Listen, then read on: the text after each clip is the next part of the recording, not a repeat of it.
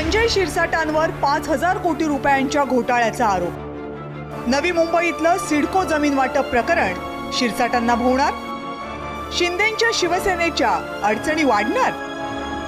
संजय पांडुरंग शिरसाट संभाजीनगर पश्चिमचे आमदार आणि राज्याचे सामाजिक न्याय मंत्री, एकनाथ शिंदेंचे निकटवर्तीय अशी ओळख आणि बेधडक बाईट देणारे नेते अशी ख्याती।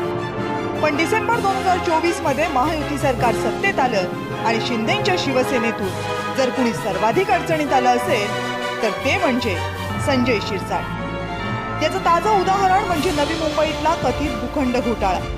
संजय शिरसाट सिडकोचे अध्यक्ष असताना बिवलकर कुटुंबियांना त्यांनी 5,000 कोटी रुपयांची जमीन बेकायदेशीररित्या हस्तांतरित केली असा आरोप राष्ट्रवादी काँग्रेस शरदचंद्र पवार पक्षाचे आमदार रोहित पवार यांनी केलाय। एवढंच नाही तर त्या बदल्यात शिरसाटांना 1,000 कोटी रुपये मिळाले, ज्यातल्या काही रकमेचा वापर त्यांनी संभाजीनगर मधलं विट्स हॉटेल खरेदी करण्याच्या प्रयत्नात केला असा आरोप रोहित पवारांनी केला।